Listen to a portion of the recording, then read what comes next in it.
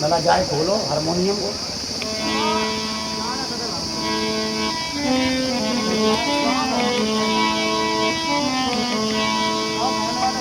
चलते हैं कथा की तरफ। इधर आप लोगों ने बड़ी सुंदर कथा श्रवण की, अजामिल की, ऋषभ देव जड़ भरत की, बड़ी सुंदर सुंदर कथाओं का रसापान किया।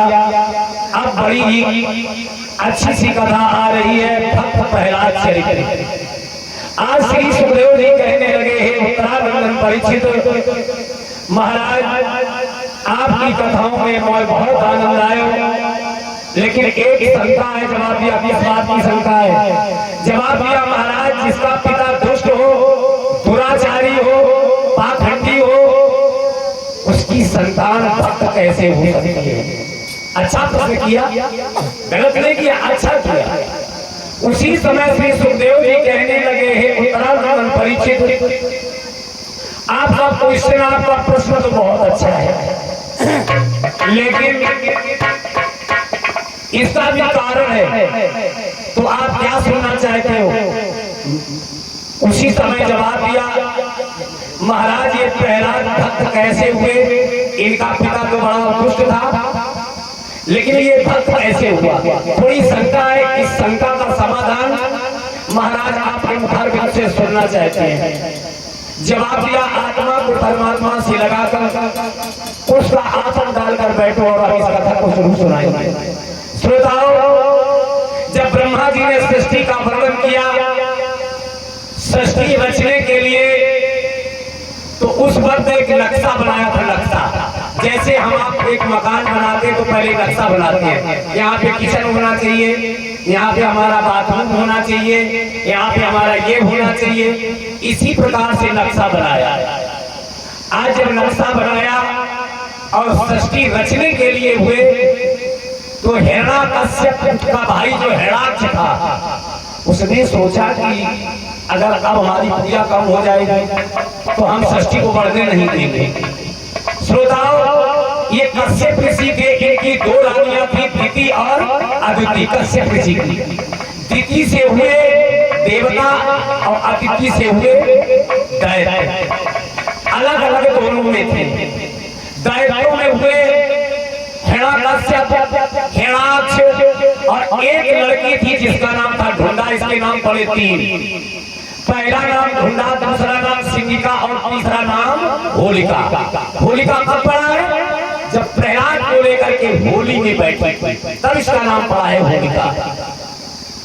तो आज श्री सुखदेव जी कहने लगे हैं उत्तरानंदन परीक्षित, हिरण्याकश्यप का भाई हिरण्याक्ष ने क्या किया? उस नक्शे को चुरा लिया जो ब्रह्मा जी सृष्टि को रचने के लिए जा रहे थे, और चुरा करके एक भ्रष्टा में रख दिया। भ्रष्टा में क्यों रखा? कि वहां कोई जाएगा नहीं गंदगी में, और गंदगी में जाएगा नहीं तो नक्शा मिलेगा नहीं, और नक्शा मिलेगा नहीं तो सृष्टि ब्रह्मा जी आगे बढ़ाएंगे। अब जब नक्शा ही गायब हो गया तो ब्रह्मा जी बड़े परेशान। भगवान से कहा कि प्रभु अब क्या होगा? अब तो सृष्टि रची नहीं पाएगी, किसी ने नक्शे को चुरा लिया। लेकिन भगवान तो सबके जानते हैं, मन की जाने, तन की जाने, और जाने चित्त की चोरी, और ऐसे हरि से का छिपा जाके हाथ में जीवन समझ गए। आज जवाब दिया ब्रह्मा जी, आप परेशान ना हो, मैं उपाय निकालूंगा, आपका नक्शा अवश्य दूंगा। उसी समय आज भगवान ने सूकर को रूप बनाया। इसका सूकर का रूप बनाया, और सूकर का रूप बना करके कैसे चले?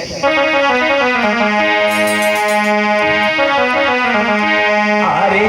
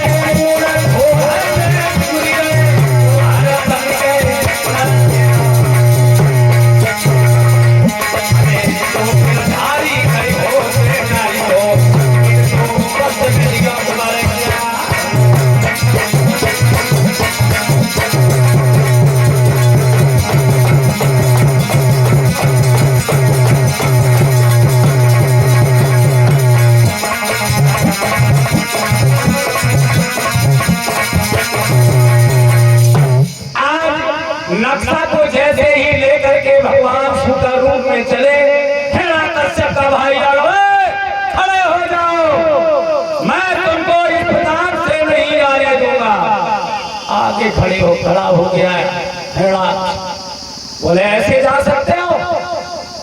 श्रोताओं युद्ध छिड़ गया। भगवान की जब आगे खड़े तो भगवान ने कहा ऐसा करो हिरणाक्ष रास्ता छोड़ दो, मुझे जाने दो। बोले ऐसे नहीं जाने दूंगा, पहले नक्शा लेके जाओ, इधर लेके जाओ। युद्ध छिड़ गया। श्रोताओं भगवान ने क्या किया?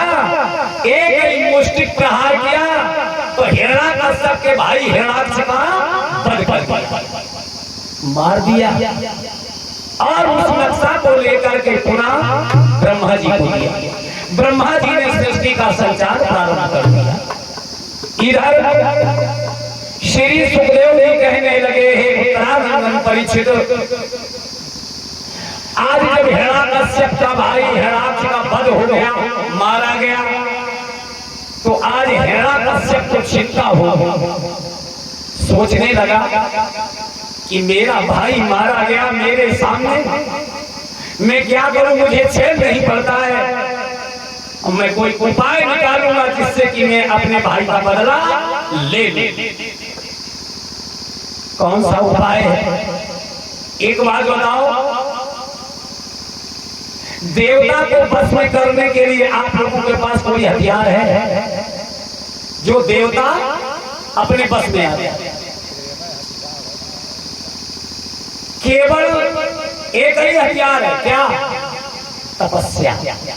तप के द्वारा देवता को भस्म कर सकते हो, वैसे नहीं ताकत है किसी की।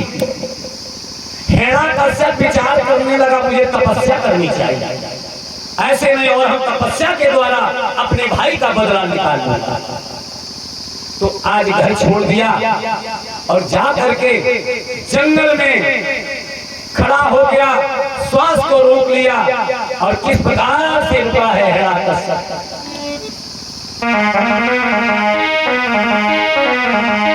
अरे मन में ठाड़ो योग रमाए, बाने बरसे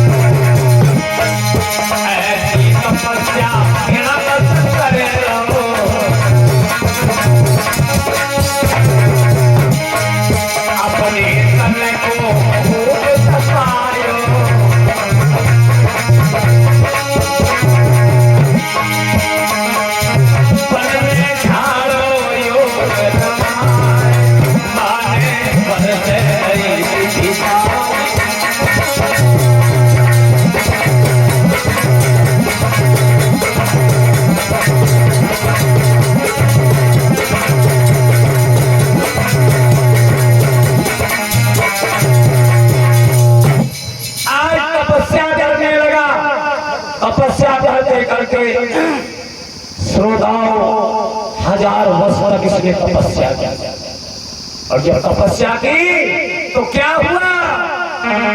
अरे आखिर उसके सामने आए शिव भगवान।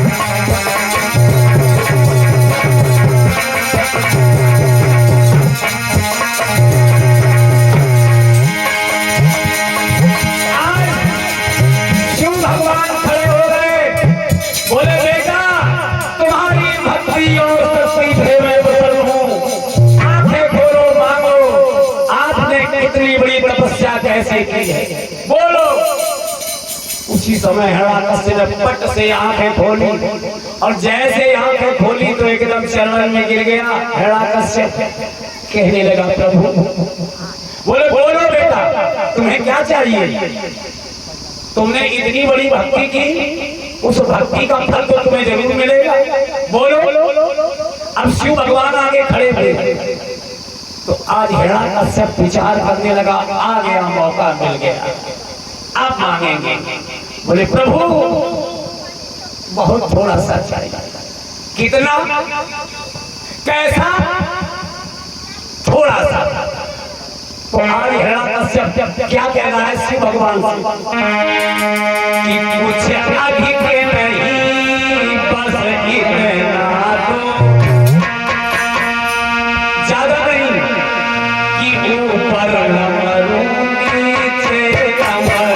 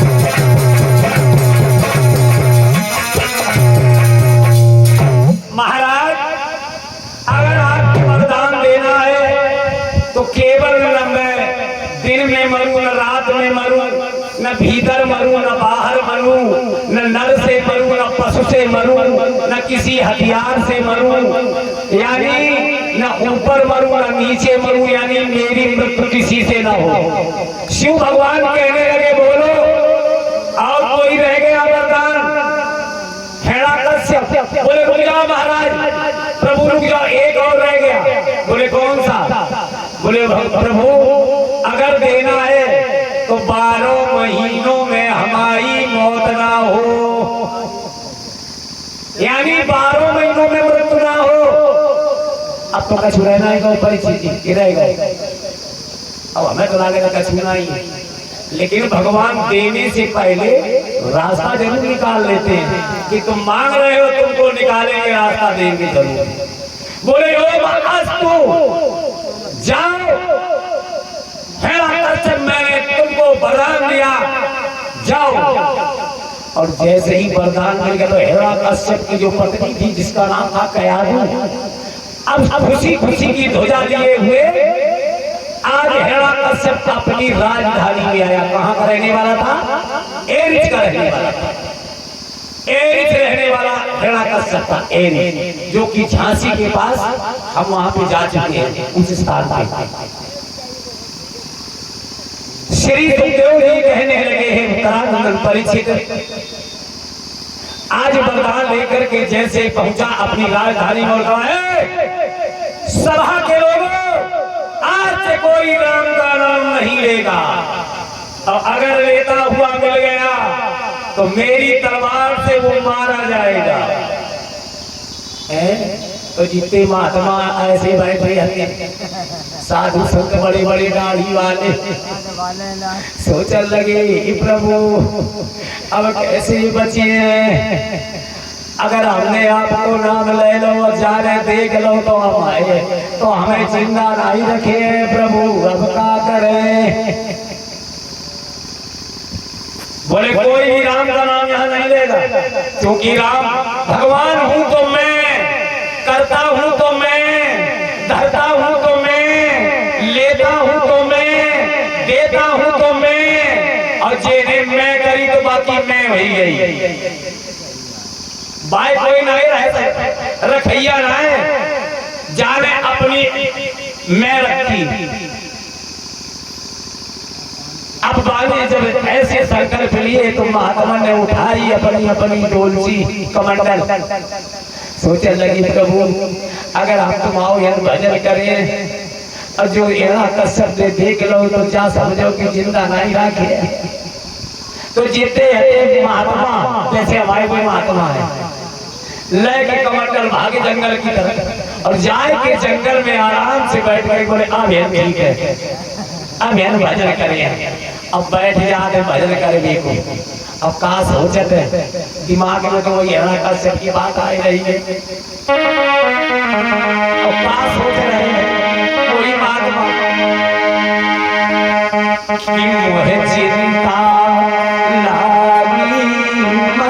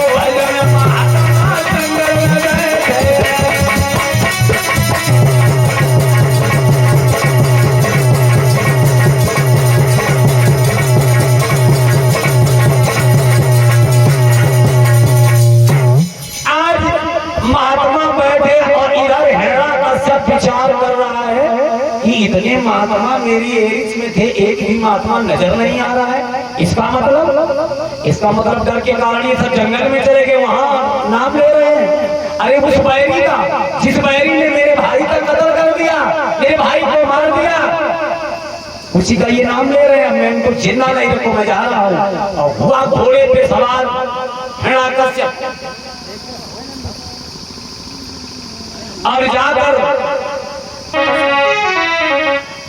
धीरे धीरे घोड़े को लेकर जब जंगल में पहुंचा तो आज वही महात्मा आगे कमंडल रखे ठाकुर जी की बटियां धरे और भजन कर रहे थे। हिरण्यकश्यप की दूर से निगाहें पहुंची हैं, ये वहां से डर के कारण इस जंगल में उसका नाम ले रहा है। आज मैं इसको जरूर मार दूंगा। और एकदम भागते हुए घोड़े को हिरण्यकश्यप पहुंचा और जैसे ही घोड़े की टाप की आवाज महात्मा के कान में पहुंची तो बाने जो आंखें खोल के देखी तो तब भागाता हुआ घोड़ा चला रहा था हिरण्यकश्यप। उठाई ठाकुर जी की बटियां सो कमंडल पे जल्दी से डाली और फूल पाती हुए फेंके और चुपचाप बैठ गए हाथ जोड़ के। और तब तक हिरण्याकश्यप जब पहुंच गया, अब घोड़े से उतर के क्या बोला, महात्मा मुझे प्यास लगी है, पानी क्यों मांगा?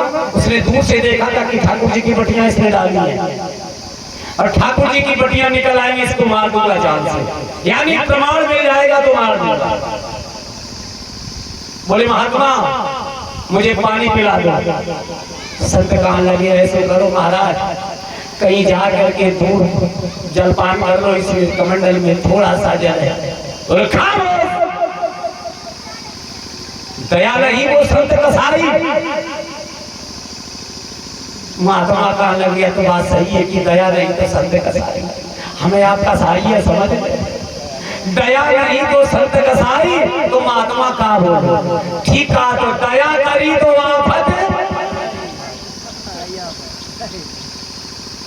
जल्दी जल्दी जल्दी जल्दी से जल्दी जल पिला दो। उसी समय जबरदस्ती उठा लिया कमंडल। अब भगवान का, अब महात्मा का सोच रहे प्रभु ये जीवन रूपी डोरी आप ही के हाथ है, जिंदा रखियो चाहे मरवाए दियो, आप तो जाकर पड़े और हम कैसे था करें। आज महात्मा मन में आंखें बीच करके प्रभु का ध्यान कर रहे, प्रभु से कह रहा है प्रभु अरे हमें तो बचा लो प्रभु जी, हमें तुम बचा लो।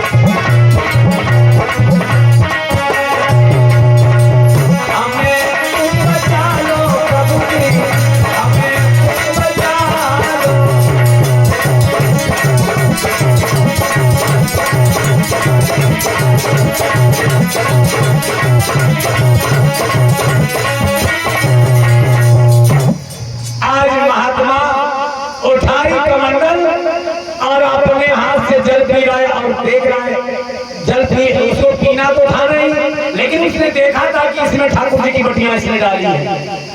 अब अंजलि बांधे जल तो पी रहा है और क्या कह रहा है, ए ए ए ए ए अब गिरी, ए ए ए ए अब गिरी, ए ए ए अब गिरी।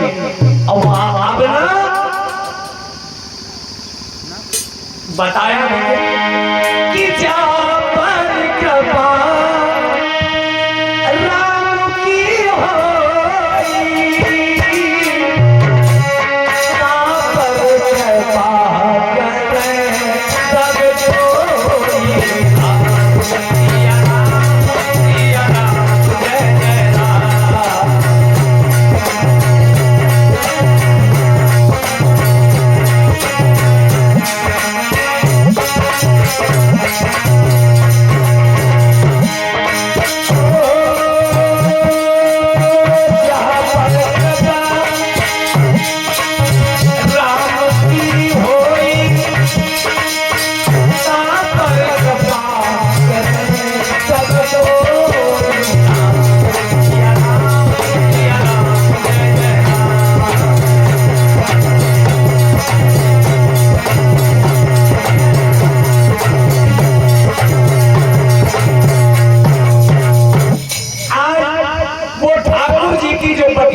श्रोताओं चीनी का शरबत बन गई और सीधे हिरण्याकश्यप के पेट में चली गई, प्रमाण नहीं मिला।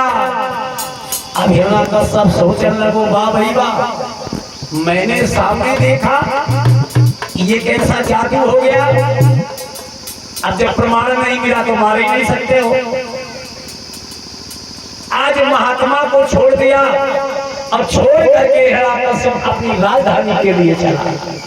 राजधानी में अपने राज्य में पहुंचा और जाके आनंद के साथ में घोड़ों को बांध दिया। रात विश्राम हुआ, सवेरा हुआ, फिर अपनी कचहरी का देखभाल करने लगा। इधर रानी कयादू गर्भवती हो जाती है। अब यहाँ तो दो जगह से तीन जगह से प्रमाण मिलते हैं कि प्रहलाद ऐसे भक्त हुए। एक तो ठाकुर जी का अंश, आप लोग समझदार सब जानते हैं, ठाकुर जी का अंश कयादू के पास पहुंचा और उसके द्वारा प्रहलाद पैदा हुए। दूसरा प्रमाण मिलता है कि जिस वक्त कयादू के उदर में बालक था, जिस वक्त कयादू के उदर में बच्चा था, तो कयादू जहां पे लेटती थी एक तोता आता था और वो तोता देख करके वही छज्जा पे बैठ जाता था और वो सीताराम राधे श्याम, सीताराम राधे श्याम ये रोजाना करता था जहां पे कयादू लेटती थी। तो आप समझ लीजिए उसके कारण भक्त पैदा हुआ। अगर माँ के उदर में जीव होता है तो माताओं को क्या चाहिए? अच्छी सी तस्वीर भगवान कृष्ण की लगाएं, राधा की लगाएं, मतलब तस्वीरें भगवान की लगाएं, देखे बच्चा भक्त न पैदा हो। लेकिन आजकल कलयुग में देखे तो कमरन में वो बंबई के रंडी रंडा कैसे तस्वीरें लगाए, अब उन तस्वीरों से क्या होगा? कभी भी ऐसा नहीं करना चाहिए। जब उधर में बालक हो तो भक्ति करनी चाहिए। सुबह उठ करके भगवान की तस्वीर एकदम से निगाह जैसे नेत्र खुले तो भगवान की फोटो नजर आ जाए, भोलेनाथ की फोटो नजर आ जाए। ये समझ लीजिए आपका जो बच्चा पैदा होगा वो भक्त होगा। श्रोता इसके द्वारा हुए। इधर श्री सुखदेव जी कहने लगे, हे उत्तरानंदन, धीरे धीरे धीरे धीरे समय गुजरता गया। अब कयादू के उदर से एक बालक ने जन्म लिया। जैसे ही बालक ने जन्म लिया तो आज हिरण्याकश्यप ने ज्योतिषियों को बुलाकर अपने घर में उस बालक का नाम संस्कार करवाने लगे। नामकरण होने लगा। ज्योतिषियों ने हंस देखा तो देखकर उस बालक का नाम रखा प्रहलाद। आज अच्छी प्रकार से सभी को विदा किया। हिरण्याकश्यप हीरा जवाहरात देकर के विदा कर दिया। इधर धीरे धीरे समय गुजरता गया। प्रहलाद सयाने हुए। एक दिन कयादू कहने लगी, महाराज एक बात बताओ, अपना पुत्र प्रहलाद आप शिक्षा के योग हो गया, पढ़ाई के योग हो गया है। आप इस तरीके से मान लो कि जिस प्रकार से सभी हंसों के बीच में बगुला होता है वो शोभा नहीं देता है, और बिना पढ़े लिखे लड़कों में अगर ये जाएगा तो शोभा नहीं देगा। तो महाराज ऐसा करो, इसको कहीं शिक्षा ग्रहण करवा दिया जाए। उसी समय हिरण्याकश्यप कहने लगा, मेरे गुरु हैं संडा और मर, उनका विद्यालय चलता है और वहीं पर हम इसको शिक्षा ग्रहण करो, उसकी पढ़ाई वहीं करवाएंगे। उसी समय आज हिरण्याकश्यप ने बेटा प्रहलाद को लेकर के गुरु संडा मर के यहाँ लेके चले। कैसे?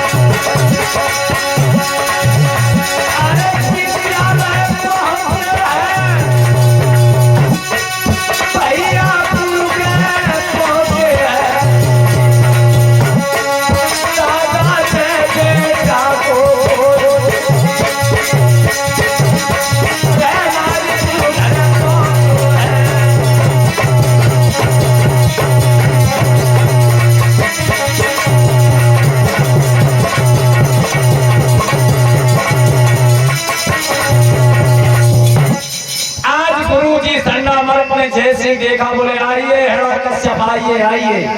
बोले महाराज मेरा पुत्र ये प्रहलाद है और इसे आपको शिक्षा देंगे और वो शिक्षा देंगे कौन सी?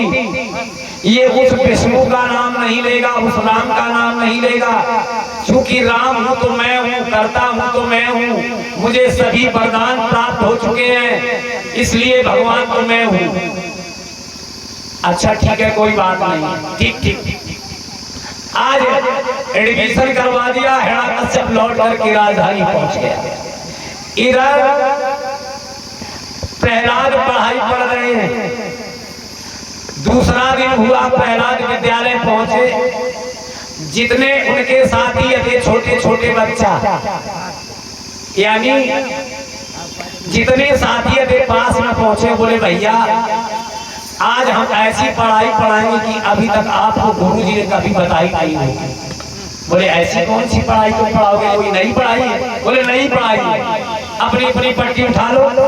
सभी ने अपनी अपनी पट्टी उठाई और कहने लगे अब हम बोल रहे तुम सब लिखो। बोले ठीक है लिखो। लिख रहे हैं, बोलो। तुम्हारी पट्टी कहाँ है? तुम्हारी कहाँ है? सबके पास है। अब तुम्हारी?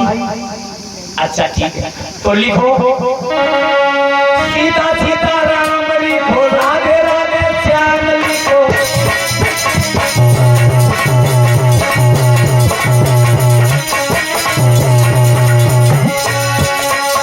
सीता सीता राम लिखो, राधे राधे श्याम लिखो।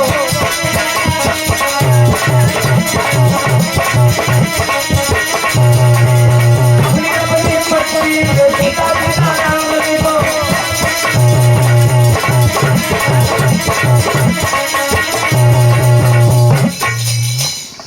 इतना लिखा तब तक गुरु जी आ गए और जैसे ही गुरु जी को देखो तो सब लड़कर ने अपनी अपनी पट्टी उल्टी कर दी और चुपचाप बैठ गए। गुरु जी ने जैसे एक आध लड़का की रह गई नहीं, अपनी पार्टी पलटा भाव। बोले खड़े हो जाओ, ये नाम किसने लिखा है, किसने लिखवाया है? अब जितने लड़के थे सब प्रहलाद की आंखों की तरफ, यारे मुंह की तरफ, लेकिन काय कोई ना। बोले ले आओ डंडा। ऐसे तुम नहीं बताओगे, तुम लोग ऐसे नहीं बताओगे अभी भी। और तब तक जो डंडा लोग तो एक ठाड़ो लोग बोले गुरु जी हमें मरियो ना, हम बताए दे रहे हैं। एकदम प्रहलाद की निगाह पड़ी। बोले सही बता रहे थे कि प्रहलाद ने लिखो, प्रहलाद ने लिखाओ, प्रहलाद ने। खड़े हो प्रहलाद, खड़े हो गए प्रहलाद। बोले क्यों, ये नाम तुमने लिखाया? प्रहलाद का लगे हाँ गुरु जी लिखाया तो अभी ने। बोले तुम्हें ये नहीं मालूम है तुम्हारे चाचा का जिसने वध कर दिया उसका तो नाम ले रहे हो? प्रहलाद का लगे चाचा ने जैसे करो तो तैसे चाचा ने भर, हम तो नाम नहीं छोड़े। अच्छा नहीं छोड़ोगे, ले आओ डंडा। और ले करके डंडा मारते मारते प्रहलाद मारते मारते डंडा कम से कम 20 डंडा टूट गए। गुरुजी थक करके अपने ऑफिस में बैठ गए, पसीना पोछने लगे और पाछे प्रहलादों पहुंच गए। बोलो गुरुजी रुक जाओ। वैसे गुरुजी आप रोजाना मारते थे तो हमारे हाथ में थे दर्द हो, आज पता नहीं तुमने कैसे मारो जो नेको हमारे दर्द ना है भाई, नेको महसूस ना है भाई। लेकिन मार तो कोई दूसरा खा रहा था। कौन? कि जहाँ पर कृपा राम की होई, तहाँ पर कृपा करत सब कोई।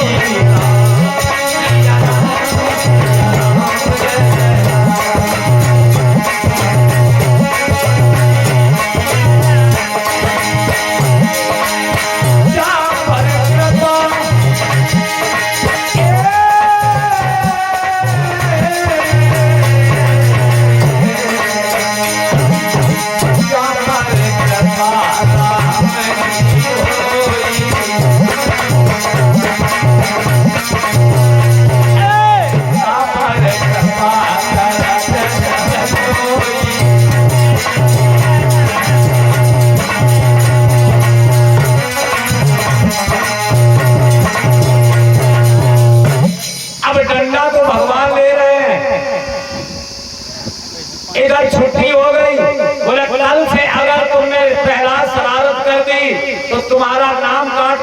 तुम्हारे घर में भेज दूंगा तुम्हारे पिताजी के पास।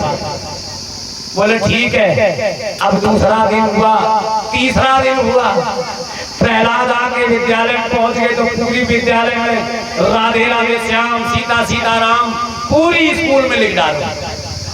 थोड़ी देर बाद आ गए दूसरा नंबर, बोले आज फिर किसी ने ये पूरी विद्यालय में ये किसने नाम लिखा?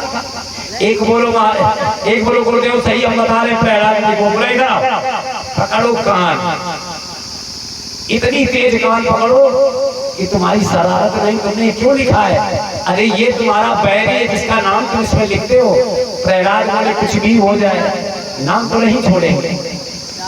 बोले अच्छा आज तुम्हारी छूट है, कल हम तुम्हारा एडमिशन यहाँ से काम खत्म, नाम काट के भगा देंगे। लड़के दिन भर पड़े, शाम को चल रहे। प्रहलाद जा रहे थे मार्ग से, रास्ते से, तो एक बुढ़िया बेचारी कुम्हारी थी, तो वो रो रही थी धोखे से। धोखे में आवाज में बिल्ली के बच्चे दब गए थे तो वो रो रही थी बैठे हुए। प्रहलाद ने रोने की आवाज सुनी तो धीरे धीरे जाकर के बुढ़िया के पास पहुंचे तो वो बुढ़िया कैसे रो रही थी।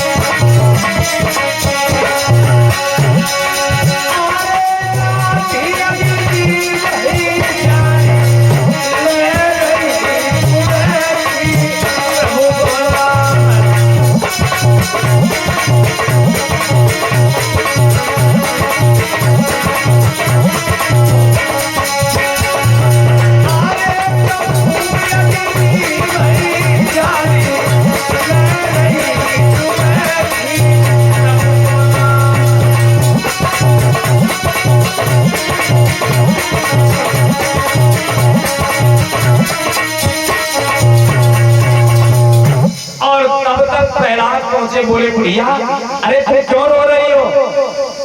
वो बूढ़ी कुम्हारी कहने लगी बेटा प्रहलाद धोखे से इस हवा में बिलैया के बच्चे दब गए, तो तुमने जब आवाज लगाया तो तुम्हारे आंखों से तुम्हें नहीं दिखाई पड़ रहा था कि इसमें बिल्ली के बच्चे जा रहे हैं। वो बूढ़ी माँ कहने लगी बेटा मैंने नहीं जान पाई, ये धोखे से उसमें चले गए तो क्या आप बच सकते हैं? अग्नि की प्रचंड हो तो अब नहीं बचेंगे। वो बूढ़ी माँ कहने लगी मुझे विश्वास है कि इस आवाज से बच्चे अवश्य बच जाएंगे।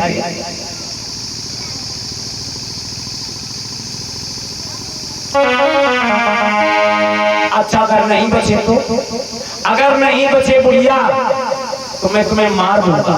प्रहलाद वाला बोले ठीक है बेटा कुछ भी करो लेकिन इसमें बिल्ली के बच्चे जरूर बचेंगे। अब प्रहलाद छुट्टी बोले मेरे सामने अब आप खोलना, आप जानेंगे कैसे बच्चे बचेंगे। दूसरे दिन प्रहलाद तीसरे दिन जैसे ही आए बोले मेरे सामने अब खोलो अब। तो बुढ़िया रोती जाती है और भगवान को नाम लेती जाती है कैसे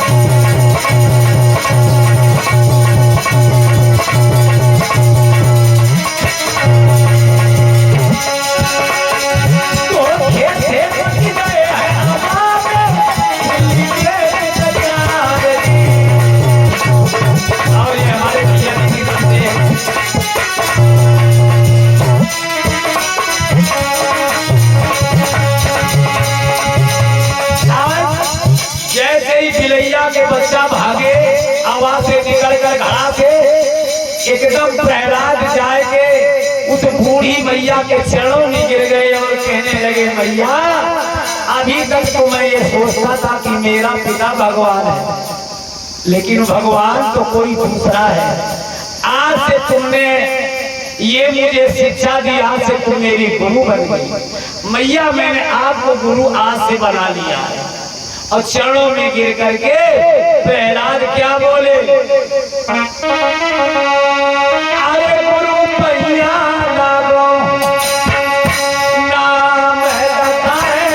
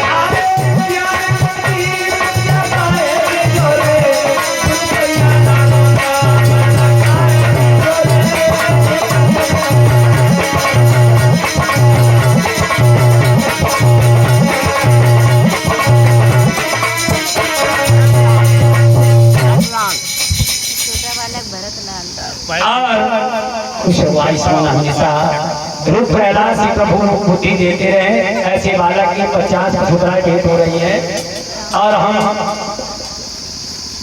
प्रभु से याचना कामना करेंगे कि ऐसे बालक इस प्रकार से ध्रुव प्रहलाद को आपने बनाया, ऐसे ही प्रभु ऐसे बालक को बनाते रहे।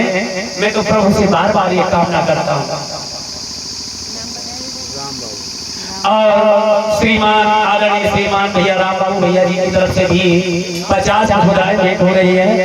प्रभु कल्याण करते रहे, हमेशा बंसी वाले हमेशा बंसी इनके घर में बजाते रहे। प्रसादी लेके जाओ, ऐसे न जाओ, बगैर प्रसाद के कभाऊ न जाओ।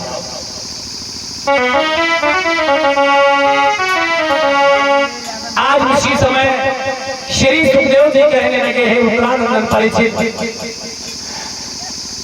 प्रहलाद अपने गुरु के पास में पहुंचे। गुरु जी से कहने लगे, प्रहलाद नाम नहीं छोड़ेंगे। बोले, अगर तुम नहीं छोड़ोगे तो मैं तुम्हारा नाम काट करके तुम्हारे पिता के पास भेज दूंगा। इतनी ताड़ना की, लेकिन नाम नहीं छोड़ा। जा करके पिता हिरण्यकश्यप के पास छोड़ दिया। बोले, लो मैं तुम्हारे पुत्र को प्रहलाद को नहीं पढ़ा पाऊंगा। बोले, क्यों? बोले, तो नाम नहीं छोड़ रहा है जिस नाम के लिए तुम परेशान थे। अब प्रहलाद को बुलाया हिरण्यकश्यप ने, यानी पिता ने, और पास में बिठा कर कहा, बेटा प्रहलाद, हाँ पिताजी तुम नाम छोड़ दो। बोले, नहीं छोड़ोगे? नहीं छोड़ेंगे। तो आज उसी समय प्रहलाद क्या बोले अपने पिता से कि नाम नहीं छोड़ेंगे। और क्या बोले कि छोड़ेंगे ना प्रभु का नाम, पिताजी मरते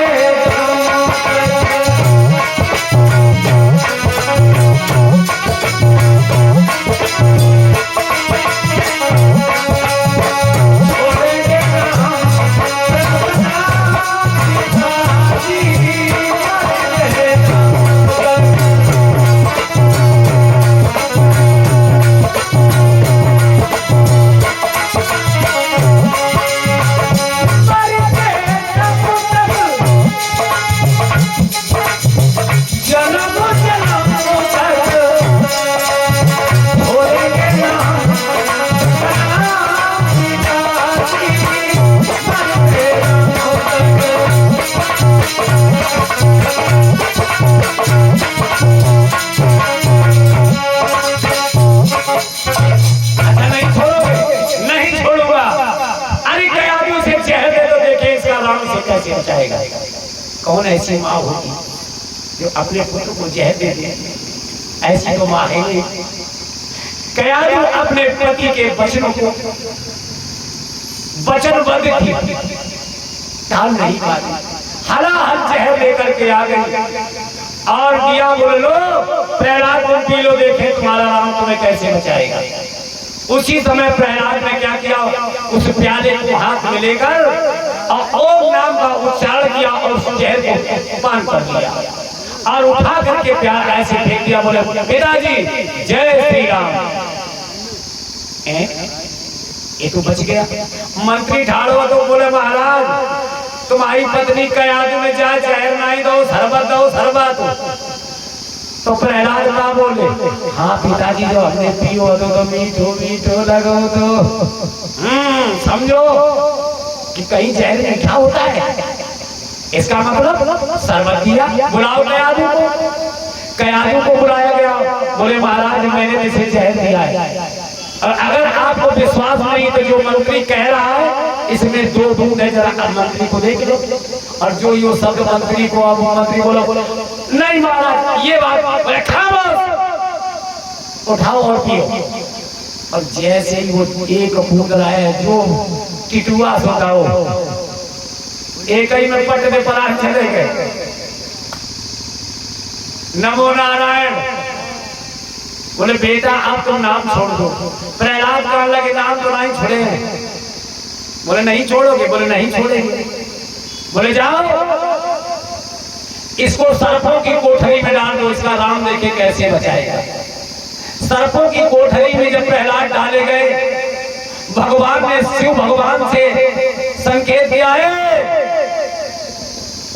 भोले बाबा कि भोला भूल न जाना, कि भोला भूल न जाना।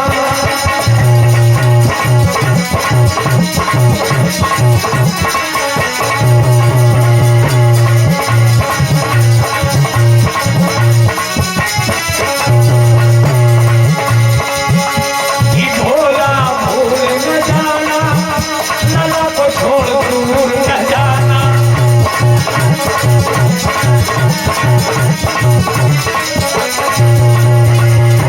कि भोला भूल न जाना, लाल छोड़ दूर न जाना।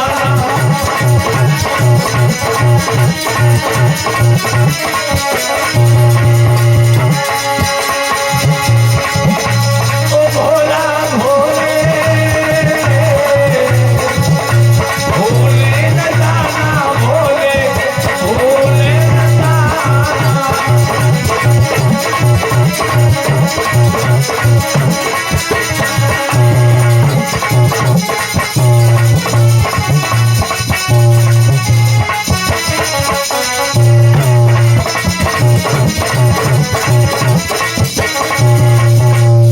उसी समय शिव भगवान ने क्या किया, भोले बाबा ने 1 लाख छोड़ दिया। कोठरी में सभी नामों को उसने बचा दिया कि कोई छूना नहीं, ये भगवान का पक्का भक्त है। बोले बोले कुंडी खोल दो, हो गया काम। और जो कुंडी खोली गई और बहरान निकल के प्रहलाद बोले पिताजी जय श्री राम। जय श्री राम। और मेरे सर पर लगे चारों तरफ शरीर में। अब हेड़ा कर्तव्य है बेटा, प्रहलाद दूर रहना, दूर रहना, दूर। बोले पिताजी बताओ मैं तो आ गया। उसी समय आदेश हो गया, सभी नाग अपने अपने धाम के लिए चले जाते हैं। प्रहलाद से कहा बेटा आप तो नाम छोड़ दो। बोले नहीं छोड़ेंगे। बोले जाओ इसको हाथी के नीचे, पैर के नीचे डाल दो, देखें इसका राम इसे कैसे बचाएगा। बुला गया हाथी, लिटा दिया गया, प्रहलाद को लिटा दिया गया नीचे। बोले हाथी को इसके ऊपर पैर रखवा दो, एकदम से पिछल जाएगा, काम खत्म। हाथी ने उठाया पैर और प्रहलाद ने जैसे ही रखा, रखे रखे 1 घंटा हो गया, लेकिन प्रहलाद की आंच में बोले हटा लो हाथी, हो गया काम। और जैसे ही पैर हटाओ तो एकदम खड़े हो गए। प्रहलाद बोले जय सिया राम, जय राम, जय सिया राम। क्यों हाथी वाले, ये तेरा हाथी है कि हाथी का पुतला लिए है? बोले महाराज हाथी का पुतला नहीं है, हाथी है। बोले इसका तो कुछ नहीं हुआ। बोले अब क्या बताए? बोले ले जाओ हाथी यहाँ से। फिर बुलाया, बोले बेटा अब तो नाम छोड़ दो। बोले नहीं छोड़ेंगे। बोले हाँ बात ठीक है, मेरी एक बहन है जिसका नाम है ढूंढा, उसके पास शीतला चीर है। अब ये कथा यहीं पर रुक रही, आगे से कथा मैं ले रहा हूँ। कथा पीछे आगे नहीं होगी, कहीं भी आप देख लेना। हम वो वक्ताओं में नहीं है कि छोड़ के उधर बोल दे, उधर की छोड़ के उधर बोल दे। आपको कहीं भी फाल्ट हो रहा है कथा में तो तुरंत खड़े हो जाएंगे। अब तत्काल पूछ लीजिए इस जगह पे फाल्ट है। आज श्री सुखदेव जी कहने लगे, हे उत्तरानंदन परीक्षित, तो ये विश्व सुंदरी थी जो हिरण्यकश्यप की बहनी थी। संसार में ऐसा कोई सुंदर नहीं था। एक बार ये जा रही थी पूजा करने मां काली की। रास्ते से जा रही थी, एक धूम्राक्ष नाम का दैत्य उसने देखा कि ये तो बहुत अच्छी लड़की है, इसके साथ अगर मैं शादी कर लूंगा तो बहुत अच्छा रहेगा। वो खड़ा हो गया रास्ते में। बोले मेरे रास्ते में जो खड़े हो गए, जवाब दिया मैं तुम्हारे साथ शादी करूंगा। ढूंढा कहने लगी शादी तो कर सकते हो, लेकिन मेरे भैया का एक आदेश है। बोले कौन? कि जो कोई मुझसे गदा युद्ध में जीत जाएगा, नाम बता दे, नाम बता दे। अगर कोई, ये हमारे भैया जी 50 वर्ष भगवान की कथा में भेंट कर रहे, प्रभु कल्याण करते रहे। उसी समय बोले पूजा कर लेने दो और उसके बाद चलो। पूजा करने के बाद वो ढूंढा लेकर के अपने घर में जब एरिस में आई, उस धूम्राक्ष को हिरण्यकश्यप ने देखा। बोले बहन ये कौन तुम्हारे साथ में जवान है? जवाब दिया भैया ये मुझसे शादी करना चाहते थे, तो तुमने मेरा आदेश बताया। बोले हाँ। बोले लड़ सकते हो? बोले लड़ सकते, आओ। एक गदा हिरण्यकश्यप ने ली और एक गदा धूम्राक्ष ने ली। हिरण्यकश्यप कह रहा मैं पहले नहीं मारूंगा, पहले आप मारो, क्योंकि आप मेरे दरवाजे आए हैं, इसलिए मैं आपका स्वागत करता हूँ। तो आज धूम्राक्ष ने जैसे ही गदा मारी तो श्रोताओं हिरण्यकश्यप मूर्छित होकर के जमीन में गिर गया। ढूंढा से कहा चलिए अब मेरे साथ, लेकर के ढूंढा को चल पड़ी। आज जाते जाते उसी माँ काली के जैसे मंदिर के सामने पहुंची, कहने लगी आज तो मैं तुम्हारे साथ चल रही हूँ, लेकिन अंतिम में मुझे पूजा कर लेने दो। बोले कर लो जाओ। जैसे ही ढूंढा अंदर देवी जी के मंदिर में पहुंची, उसी समय एकदम से देवी काली एकदम से अथाह देकर के हंसने लगी। ढूंढा कहने लगी माँ तुम क्यों हंसी? क्या मेरी जोड़ी में कोई बात? तो माँ काली कहती है कि है। क्या बोली माँ काली? कि मैया काली ने जवाब दयो, बेटी जोड़ी बहू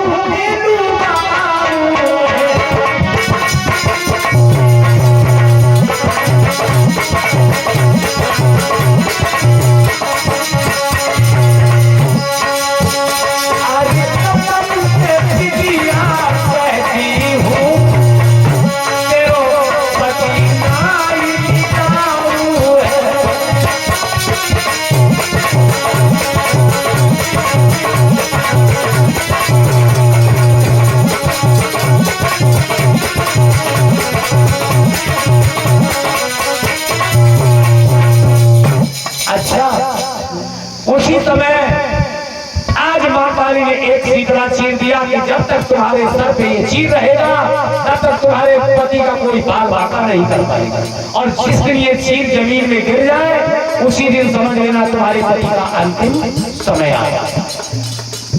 आज ढूंढा को लेकर के वो धूम्राक्ष अपने धाम के लिए पहुंचा। धीरे धीरे समय गुजरता गया, इसके एक पुत्र भी पैदा हुआ जिसका नाम पड़ा राहु। राहु नाम का पुत्र पैदा हुआ। और इधर जब समुद्र मंथन हुआ था तो यही राहु देवताओं की कतार में बैठ गया था। भगवान ने मोहिनी रूप में जब देखा कि अब तो ये अमृत पान कर जाएगा तो ये भी अमर हो जाएगा, अपने चक्र सुदर्शन से इसके दो खंड कर दिए, दो भाग, तो राहु और केतु दो हो गए। बड़े अच्छे ढंग से कथा को सुनना, दो हो गए। आज उसी समय इधर हिरण्यकश्यप की मूर्छा जागृत हुई। उसने सोचा मेरी बहनोई ने मेरी ये दशा कर दी, मैं अपनी बहनोई का ही वध कर दूंगा। हाथ में तलवार लेकर के वहां से चला हिरण्यकश्यप। तो इधर ढूंढा का चील जो था जमीन में गिरा हुआ पड़ा था और सो रहे थे अचेत। जाते जाते हिरण्यकश्यप ने अपने बहनोई का वध कर दिया, मार दिया। और जैसे ही मारा एकदम से ढूंढा कह अरे भैया ये तुमने क्या किया? सुहागन बना करके अभागन बना दिया भैया, ये तुमने क्या किया? और एकदम से रो करके ढूंढा कहने लगी भैया कि छीन सिंदूर मेरा लिया है, तुमने सोचा विचारा नहीं है।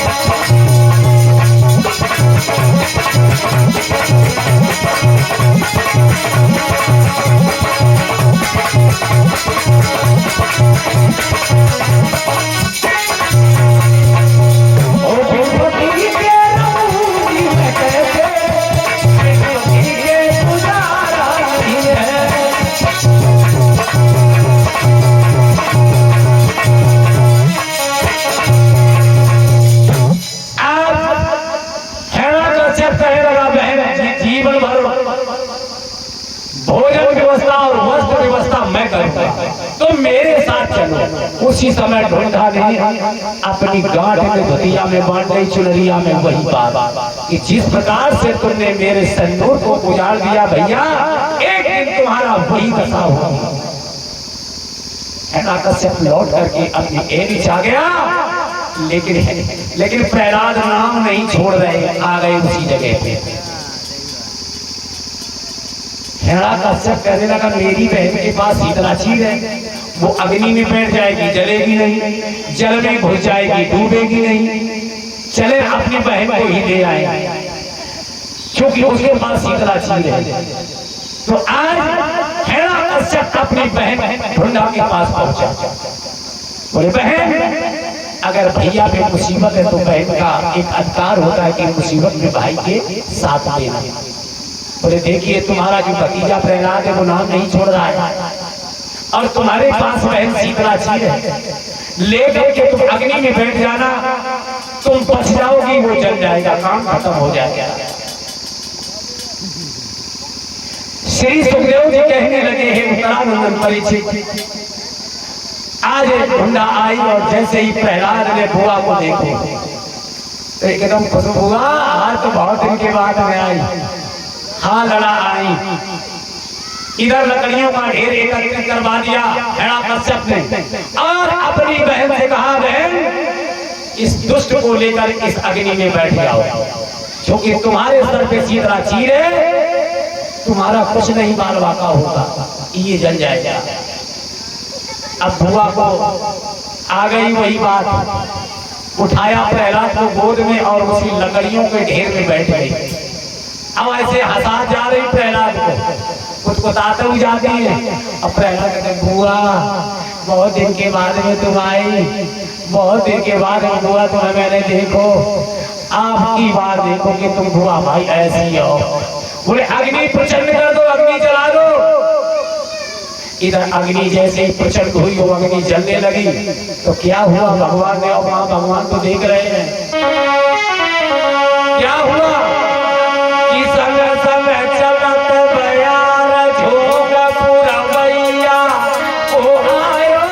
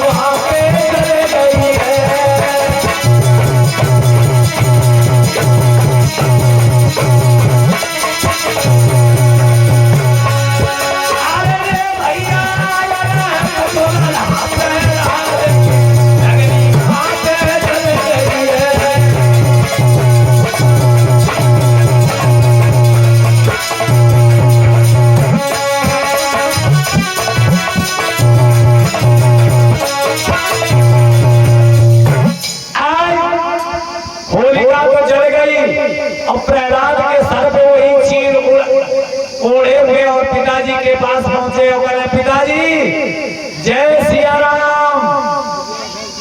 ये बच गया और मेरी बहन अब हमें पहली तुम्हारी छोड़ के तो चली गई, अब हमें क्या पता कहाँ गई। पर्वतों से भी फेंका गया फिर भी भगवान ने हर जगह मदद की। बोले बेटा प्रहलाद उसी दिन से ये होली का त्योहार आपका आया। ये जो होली का त्योहार होता है ये उसी दिन का लोग कहते हैं जय होली मैया की। अब ये मैया की अपने भतीजे को जला रही थी मैया थी, ये कहो जय प्रहलाद की। तो जब होली का त्योहार आता है तो प्रहलाद के साथी काहे से होली खेलते हैं, रंग अबीर से बड़े अच्छे से मिलते हैं। और जितने हिरण्यकश्यप के साथी हैं कोई ये कीचड़ में डाले हैं, उधर किए डरे हैं, कोई उधर थाने पड़े हैं। ये उसी दिन से होली का त्योहार आया। अब प्रहलाद नाम नहीं छोड़ रहे, हिरण्यकश्यप कहने लगा तुम नाम नहीं छोड़े, बोले पिताजी नहीं छोड़े, अब तुम्हारा अंतिम आ गया, अब हम देखें तुम कैसे बचोगे। एक लाल खम्भ करवाया और खम्भ लाल करवा करके बोले अब तुम इस खम्भ से बैठ लो, अब हम देखें तुम्हारा राम तुम्हें कैसे बचाएगा। आज प्रहलाद उस खम्भ के पास पहुंचे और नीचे ऊपर जो देखा तो लाल खम्भ था। प्रहलाद सोचने लगे अब नहीं बचे, अब बिल्कुल जल जाए। भगवान सोच गए अंतिम इसकी परीक्षा है, फेल हो जाएगा। भगवान ने एक चींटी का रूप बनाया और नीचे ऊपर ऊपर नीचे उतरना चला। जो प्रहलाद की निगाह पड़ी, प्रहलाद सोचने लगे बड़ी जरा नेक सी चींटी ना जल हम चले नहीं।